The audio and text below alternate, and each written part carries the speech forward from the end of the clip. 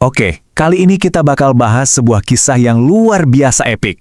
Ini cerita tentang teknologi yang berhadapan langsung dengan alam, tentang modernisasi yang dipaksa menembus salah satu medan paling ganas di dunia. Nah, ini dia pertanyaan intinya. Di akhir abad ke-19, ini bukan sekedar teka-teki loh, ini adalah sebuah tantangan rekayasa yang nilainya jutaan gulden yang dihadapi pemerintah kolonial Belanda di Sumatera Barat. Coba dilihat peta ini. Pegunungan Bukit Barisan yang super terjal itu seolah jadi tembok raksasa. Tembok yang misahin kekayaan alam di pedalaman dari pelabuhan di pesisir. Sebuah rintangan alam yang kelihatannya mustahil banget buat ditembus. Jadi, sebelum ada rel kereta, andalannya cuma pedati. Coba bayangin deh, gerobak yang ditarik kerbau jalan pelan-pelan banget ngelewatin jalur gunung yang curam. Jelas, ini nggak akan cukup buat ambisi era industri. Tujuannya itu lompatan besar, dari tenaga hewan ke tenaga uak. Jadi, hadiahnya apa emangnya? Awalnya sih kopi, yang waktu itu bisa dibilang emas hitam. Tapi, tiba-tiba para geolog nemuin sesuatu yang jauh lebih panas buat revolusi industri. Batu bara ombilin. Ini bahan bakar buat kapal uap, pabrik, dan mesin di seluruh dunia.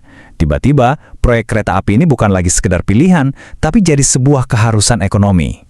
Nah, sekarang kita masuk ke bagian serunya. Jadi, gimana caranya bikin kereta api bisa nanjak gunung? Pakai rel biasa jelas nggak mungkin, pasti slip. Solusinya, jenius banget, rel bergerigi. Coba bayangin aja kayak resleting.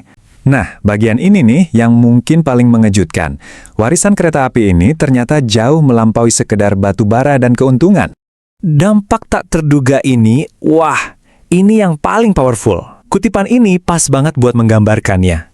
Kereta api ini nggak cuma bawa komoditas, tapi juga bawa sesuatu yang jauh lebih kuat. Ide. Gimana caranya? Gini ceritanya. Kereta api ini nyambungin kota-kota yang jadi pusat pemikiran. Tiba-tiba, koran, buku, dan surat dari seluruh dunia bisa sampai ke pedalaman dalam hitungan hari, bukan lagi minggu. Nah, aliran informasi ini melahirkan generasi baru kaum terpelajar Minangkabau.